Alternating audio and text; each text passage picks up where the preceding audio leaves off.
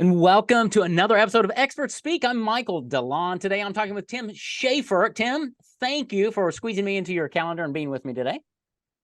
Thanks so much, Michael. Look forward to it.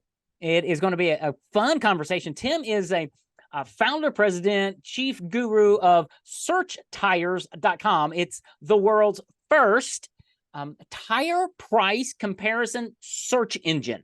So if you've ever tried to buy a tire for a car or a whatever, Tim's going to make it fast, simple, easy. And I can't wait to get into this. And my first question, Tim, is how in the world did you get to doing this? Well, it's a long story, but I'll give you the Reader's Digest version of how I got here. So in early life, becoming an entrepreneur was, before I even knew what an entrepreneur was. Yeah. We went on this trip with my dad. My dad's an engineer, just to let you know. So, okay, we go there, and my mom's more of a free spirit. So luckily I got the best of both sides of that. I got the analytic side of it, the analytical thinking, and then the other side that's more of a risk taker, let's just say. So, Yeah. So we went on this trip. My dad used to take us on these trips to all over. Every summer he'd have a month vacation, and we had to go on it. So, Wow. we went to California, and we stopped at the Grand Canyon, and my dad bought me these rocks. These were all different colors, rocks. Okay. I thought they were cool, so I wanted them. And then I went back and I wanted to get this new toy. And my dad goes, well, you're not getting a new toy. It's not your birthday. It's not Christmas or anything. So I took these rocks that my dad bought for $1.50, and I sold each of the rocks for 50 to 75 cents a piece to all of our neighbors. At that point, I didn't know the word entrepreneur, but I knew what I like to do. And I like to make people happy because they all seem to be happy to buy the rock. And I got the byproduct, which was the money, which I needed to buy my toy. And when my dad got home, this was like a week later, I gave him all this money. He goes, where'd you get that? And I go, I sold them rocks you bought me. And he's like, oh no. And so, it really started there. And then I knew I had a passion for that. And even though I've been very fortunate, my parents have been married for 57 years, great parents, great foundation. Like I said, engineer, mom, more of a free spirit, great people. And I was fortunate enough to be able to grow up in that environment where it was supported to be what I wanted to be. But although my dad kept saying to me, well, you don't really have to do this kind of stuff, I was shoveling snow, mowing lawns. I was a state track star. I was a state basketball star. And I still did all this stuff because to me, it was never really work. I mean, I guess mowing lawns, shoveling snow was work. This is in Illinois.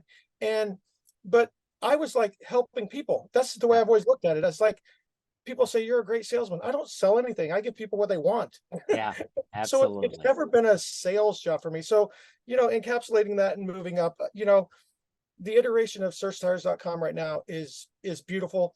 We spun this. I thought of this idea in 2009, and why I thought of it is because online tire retailers were getting in our space.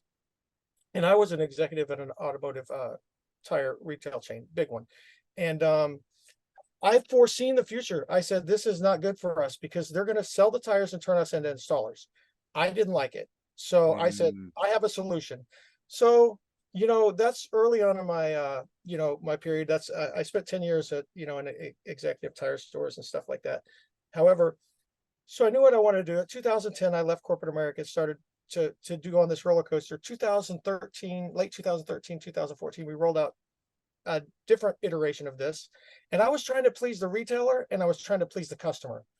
Well, I failed. And I failed because I didn't reach out for enough feedback. I didn't, I just had my idea and I ran with what I knew was right, which was helping the customer, but I was trying to help too many people. And I built things that didn't need to be built and spent a lot of money. And quite honestly, I failed. And, it's looking back, it's one of the best things that ever happened. Absolutely. Yeah. So we failed there. And then we spun it up again, maybe a year and a half ago, just development side. And we had to choose, right? You have to make a choice. Who are you pleasing?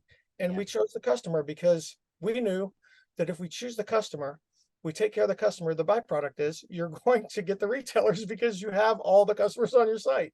So that's a lesson learned in entrepreneurship for most people out there. And it's failure is not a bad thing. failure is a learning experience. I mean, and it really, sometimes that's what it takes to make you successful. And Absolutely.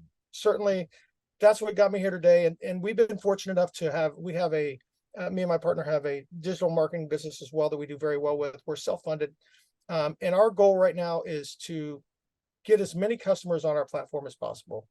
And we've been testing in the Florida area, and we've doubled our users month over month for the last 4 months in a row. And we're still spending the same amount of money on advertising, which is not a lot of money right now, but we're going to SEMA to launch, let everybody know we're sponsoring a charity event, part of a charity event. So we're big into charity as well. And then we're going to announce right there that we're going nationwide. We already are nationwide right now, but we're going to announce it, and all the big retailers will be there. And then that's when we're really, sticking Yeah. our stick in the sand and saying, hey, we're here and we're going to help the consumers. And we have a path to becoming the go-to place, instead of the customer and then at least 5 retailers they shop at. Customer search tires, all the retailers in their local area, compare the best prices, click to call, click for directions, or click to their website and make an appointment. I mean, people generally want to know how much, how long, and where are you at. That's what I'm trying to provide. So, Dude, can I say thank you right now for all of us, because I did exactly what you were saying the last time I bought tires, right? This one, that one, this one, spreadsheets back and forth. Oh, they're not. Dude, way to go. yeah, So searchtires.com, it's dare I say, it's the Google for tires, right? that's Now, correct. That's correct. I mean, how simple can it be to sit down there and say, I need tires for a 2022 Tahoe? Right. Okay, there they go. Here, and you said something that was really in my local area, because I'm in Little Rock, Arkansas. I don't need prices from somebody who's in Texas, right? Right. Boom, there it is. Here are my 5 retailers or whomever. You just simplified everything. And the funny thing about it, the genesis of it was, like I explained before, but I'll sum it up a little bit more Yeah. tightly, is the market share. There's more and more online retailers get into this business every day. And what that does is it takes market share away from the people that are installing the tires. Without the brick and mortar shops who employ local people, who Yeah. pay local taxes, who support local little league teams and all that stuff, they would not be able to exist. So all I'm trying to do is say, they've taken, some reports say 10 as high as 18% of a $50.6 billion business. And my goal is, hey, there's a place for everybody. There's enough room for everybody. But I'm going to tell you this. I'm trying to drive it back to that local retailer that pays local taxes, supports the local communities, and employs local people. Yeah. That's what it's all about to me. It's all about communities and just doing the right thing that I feel is in my heart. And luckily, I'm at a position right now that I can do that, and I want to expand upon that. So, well, and it's good, because the other aspect is those local guys have a hard time competing against the top of mind, dare I say, Walmart's, Costco, Sam's Clubs, who all sell tires, right? I forget about the John's Tire Shop down the street. right. But now you've built a platform where John can compete with the other ones. And That's by the way, John probably gives better customer service, dare I say. But you're helping them have that playing field, because John could never compete because he doesn't have the money to compete against those big box people or whatever, right? Am I fair? Yes, and you know what the crazy thing about this is that these online retailers, all the big names on the online retailers. I'm not going to get into that, Yeah, but 99.8% of the time it's cheaper at your local store, and you can go get it put on today. You don't have to ship it and wait 3 days and get the wrong tire, or only get 3 tires. I've seen all this stuff happen. Believe me, Oh, I've been in brick and mortar. So, and then they blame the brick and mortar store. It's about taking care of your local retailers, lifetime value of a customer. It's, it hits the points of customer service and user experience. I mean, it drives back to the community. And I'm big on that. I mean, I grew up, my first 15 years, I grew up in a town of 1,600 people. And then I moved to Boca Raton, Florida, and there was 2,700 people in my high school, and I was in culture shock. So, Well, that's awesome. Let's talk for a minute on the entrepreneurial journey, because you mentioned it earlier, and you came back and redeemed yourself as, well, I failed there and I failed there, and I'm all this time going, no, you didn't. Those were experiments that didn't work. You learned, and we grow. I mean, I've been in business since 2013.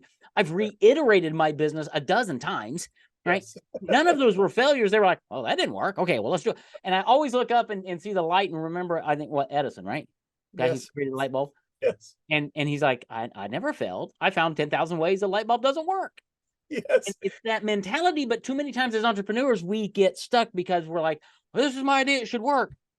Well, yeah, to me, it's testing. Hey, we were just testing. We're trying to Beautiful. figure out what Testing. the Yeah. best way to, what the, it's all about positioning, right? And it's so funny. I was on a call like last week, even after we got through all these iterations, we were talking about some stuff, and it's like, why don't we have that? We should have that. It's easy. I mean, so the biggest thing that I've learned, one of my biggest things is to always pay attention to everybody on your team. Seek the feedback. There's always that idea that's laying out there that could close the gap. And like, there was 2 ideas come up within the last 2 weeks that we're adding to our platform that's going to really take us even, and it costs like basically nothing. I mean, it's just, it's always about, I have this theory in where I'm in business, and it's it's it's always been the way I thought. I want to hire the best people. I don't want to hire the best people so I can tell them what to do. I want to hire the best people to let them do what they do. So Yes. when they do what they do, if I wanted to do what I do, then I wouldn't need any people. I want them to tell me, when I ask questions, I want them to tell me, no, we can't do that. This is why. And we're going to do this, and this is why. That's what I want. I want that feedback, and I hire them because they're the best at what they do. I'm not the best at what all my people do.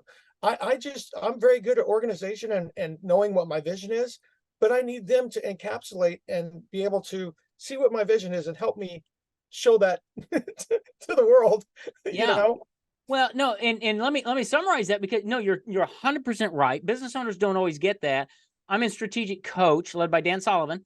He calls what you were talking about unique ability, right? We all have this unique ability, and we should work in that and hire a unique ability team. Yes. And he talks, his last book, one of his last books was Who, Not How, meaning when you need something done, you have an idea, who can I hire to do that? And entrepreneurs don't function that way. We tend to want to do everything, or I'll go figure it out. Why? There's somebody who can do it, and the stress that it builds when you try to figure something out. You're man, you were just spot on, Tim, about that whole concept of. And I read it. I mean, dude, I read this 2 decades ago in some book. I don't even know where it was, but the concept was do only what only I can do. Right. And then build a team around me that does everything else. And hopefully they're doing only what they can do, because that's a unique ability team. In different words, it frees things up. It keeps me thinking and doing fun things like you're doing. Have you experienced that? Yeah. And the funny thing about that is that I discovered this once again early in my executive career, where people, they didn't really necessarily, they passed on the really good people that did what they did because they said, well, I'm in this position. And I'm like, I'm hiring him. I would go out, I would go to other companies, I would drive to their stores, even if it's a store manager, whoever it is, even as a regional VP, divisional VP, whatever I was, I always want to feel the heartbeat of the company. And the most successful you can be is having your feet on the ground, being in every one of those stores and seeing what's going on. And like my guys, the greatest thing, I don't think no one person is better than another person. That's the way I believe. And we're just in different positions, right? Like I would go to stores and I would empty garbage cans and help them on the counter. And they're like, what are you doing? You don't have to. I'm like, I help. This is what I'm here to do. So, I've always had a good following, but I always want to, teach people to be something bigger than themselves, be part of that something. And even when I worked as an employee at a place, I never looked at myself as an employee. I always looked at like, I have ownership. This is me. This is a Yeah. reflection of me. Dude. And so that's how I ran things. And I always went out and got the best people in there. Everybody, we'd have these annual meetings. I'd be like, man, it's like the 7th year in a row. You got the #1 division of the company. How do you do it? I don't know. I hire the best people that you don't want. That's right. Exactly. Yeah. I firm them, let them do what they do, and I stay out of their way. How about that? What a crazy formula. I used to say, I'm not splitting an atom. I'm just hiring people, and taking care of them. Yeah, absolutely. Yeah. Years ago, I was in corporate America in a ministry, and I was leading a team of, I don't know, 20 people. And I told them all the time, if you're on my team, I said, Tim, my job is to knock down all the barriers and keep people away from you. I'll go to all the meetings. You get done what you need to do. And if you got an issue, let me know. And yeah, that's a big thing I think that's a big thing with corporate America, the bureaucracy that builds up in some companies. These meetings, a lot of these meetings and conference calls are worthless. Yeah. I just believe it's just a total waste of time. I think the most important thing is a leader that travels to stores and can deliver the message in person. And then, I could go into a plethora of things I do with people, when I was in corporate America, that just built me up to where I was, like performance improvement plans, smart action plans. I mean, these are simple things, and these are easy steps to get people to understand what it takes to get to that level. And, and when you teach stuff like that, it's the next step to them becoming an entrepreneur, because they start to individually think about things, and they're like, hey, I've always been able to sell, but I don't know operations, or I know operations, but I don't know how the sales. And then it's just like, hire people to do that stuff. And build the team and be okay with it, because my son, who's 28, Caleb, he's my chief operating officer, right? He runs the whole back end of our company. And I was on the call, I don't know, 3 weeks ago or something with a client, and he said, no, Michael, tell me, where is my book in the process? I said, Tim, I have no idea. I'll connect with Caleb. He knows exactly where, but I have no idea. And that's okay, because that's not my job, right? But I built a team, and I trust my team, and I stay out of their way, right? Because when I start inserting myself into their systems, I get my hand slapped. Yeah. And that's how it should be, because I'm the rainmaker, right? I'm out in the front. I'm the public. I'm doing this. Right. They're doing everything else. And it's that marriage of we run on EOS, and they talk about visionaries and integrators. Well, I'm the visionary. Caleb's my integrator. We are a magnificent team when we stay in our lane. And it sounds like you get that. Yeah. And I tell people all the time, my guys, our team, the success is the team success. It's not my success. I had an idea, but it takes the team to make it. But I tell them, I'm going to be upset if I say something and you just do it and you don't tell me that it's wrong. I want you to tell me, no way, I'm not doing that. So I'm a very collaborative person. I mean, I have leadership obviously in me. However, I want that collaboration, because the collaboration is what makes that come together. You can be a great leader and collaborate and take advice and have these people help you get to because they're the best at what they do. It's our job to do that. That's what we're supposed to do. Right. And when you lead this way with your team, you get retention of your team members, because they don't want to go anywhere else, because they know the culture that you've built. There aren't many companies who have that culture and that mentality. Yes, they could make more money, maybe, but it's the culture. People work for culture more than money. I mean, after a certain point. And I'll tell you another big thing for me is that what's important to me is that the key people in my organization that have come on board with me and being able to understand the vision, and that's one of the main things I ask is, do you believe in what we're doing? If you don't believe in what you're doing, that's fine, but I'm not going to bring you on my team. I want someone that believes in what we're doing. But every one of them has stock in the company. I give it to them. It's just the way it is. I want them to be part of that success, because they're what's driving the success too. It's not just me. I mean, I might be the guy leading it, the guy talking about it, just like you, but it takes the team to get it to where it ends. And you got to give back. Maybe entrepreneurs have different views on that. I mean, as a small company, I think it's important that you get out there and you do stuff like that. And you just, not just because you're going to get more and they're going to have ownership. It's just because it's just the right thing to do.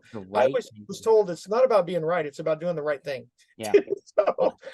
100%. And man, I tell you, man, we could have a whole conversation around culture and things. We may have to come back on that, but we've got a culture where we affirm our team. I do videos to my team. We send them gifts. We say thank you. Yeah. And they love us. And I'm like, this is not hard to do, folks, but Yeah. entrepreneurs are so bent on the next sale. And it's like, well, yeah, the funny thing about that is too, is that people, a couple other podcasts that say, "Oh, what's your revenue?" I said, "We're pre-revenue." They're like, "Well, we deal with people." I go, "Well, our goal isn't revenue." And they're like, "What are you talking about?" And I'm like, "Our goal is users. We want to get as many users on our platform, because you know what having many users on your platform does? The byproduct will be money. It doesn't have to be money today." And let right. me tell you something. One of my worst things as an entrepreneur, the worst things I've ever done in my life, is chase money. Yeah. That's so bad. I will say this to every entrepreneur that maybe listen to this. The worst thing you can do in your life is chase money. It always ends up bad, no matter what. Even if you get a pile of money, something bad's going to happen. Just in my opinion. No, you're right. You are so right in Build a so product. many ways. You got to build a product. You got to have substance. You got to Yeah. have integrity. Them are the key factors. And I always say, money to me has always been a byproduct of doing the right thing. Yeah. Building the right product, talking about the right things, coaching the right way, do whatever you want to do. It's, professional, football players, they initially didn't start playing to make money. They played it because they love the game and they're good at it. Right. So Yeah. the byproduct is money. So people need to change the way they think. I think a lot of people, I think that's what kills them. They're always thinking about valuation and blah, blah, blah. Okay, you can get to all that. However, the first important thing is build the best product, be the best person, have integrity, do what you want to do.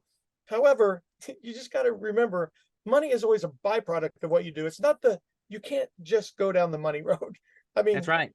Because then you get into all kinds of bad things, and kinds you of, lose the relationship aspect and the people, and you stop leading with service and giving, because yes, now it's a transaction. And okay, I've got a position just right, just so I get Tim's money, because I need that. I got to hit my sales goal. yeah. No, I'll hit my sales goals, but it's going to be through relationships. I can tell you this. I got out of corporate America. I'm not going to mention the company, but I got out of corporate America because they introduced this thing called a goal card, and they had the employees carried the goal card, and they had to hit certain goals on all these services every day. And in my division, I said, no, we're never using them. And after 6 months, they said, well, you need to be using them. I go, I have the best division in the company, and I don't want to use goal cards because I want them to do the right thing. Just take care of the customer, what it came in for, and then the rest, well, it's lifetime value, right? It's that. And they kept fighting me on it. I resigned. I'm like, Yeah. I'm out here. I don't go to business like that. And I was making a lot of money. I was pretty comfortable and I had a great team, but I'm never going to preach, that you have. And if you know what the issue was, if they didn't hit that, they had to be on a conference call at 6 a.m. and get beat up by someone telling them that they didn't hit their goals. And I'm like, what if you only get one car in a day? What if there's a hurricane? I live in Florida. There's no cars. Do they get on the call at 6 a.m.? Yeah. Because by the way, because that's really motivating too. Exactly. Who comes up with these things? You know what that does? That inspires someone to do the wrong thing. I don't do that. Yeah. The goals for any place should always be take care of the customer. Whether it's me online or anywhere, take care of the customer. And I'm not saying all customers are right. I mean, there's difficult customers, but you got to understand everybody has a bad day, and there's a reason. It's deeper than just the surface. Right. And if you're able to bunch them all into one, it's not really fair. That's right. No, at all. Man, we have drifted at one level from searchtires.com, but I love this conversation because my audience needs to hear this, because not only are you an entrepreneur who has this amazing site that helps people find and buy tires, you're driving money back to the local retailers. You're an entrepreneur. You're a man of integrity. You're character driven. You're people oriented. And all the great leadership business books all talk about those things, search for excellence and all of those. That's the core foundation that entrepreneurs need to understand and learn. And unfortunately, Tim, you're one of the few voices out there saying the right things. So keep it up, because we need it. And keep up with searchtires.com. So searchtires.com, world's first tire price comparison search engine. I'm just going to coin you the Google for tires, right? Okay. If you need tires, searchtires.com is the place. It's really quite amazing to go there and be able to search for tires for your vehicle. All kinds of vehicles. I didn't even ask you that. Okay. It's trucks, cars, passenger vehicles, light truck, and all that kind of stuff. Okay. Not commercial, nothing commercial, but anything that the Consumers, yeah. So if I got a boat, I got a boat trailer, I got a motorcycle, I got a car, whatever, I'm going to go exactly. I'm going to search tires. That's what I got to search for tires. I'm going to go to searchtires.com. How about that? Tim, man, thank you. This has been fun, informative, and it's just great to connect with somebody else who builds and runs a company really based on people and unique abilities and helping people thrive and doing what God's created them to do so that you can do what God's created you to do. So thanks for doing that. I really appreciate it. And if anybody in your network and your community ever needs any help or advice or anything, I'll give you all my information. People can contact me. I have no problems. I'm not a coach or anything like that, but yeah, maybe I can help. All right. No, I think that's great. Maybe it's searchtim.com. Well, Tim, thank you, brother. Thanks for a great conversation and for being my guest on Experts Speak. Thanks so much, Michael. Appreciate it.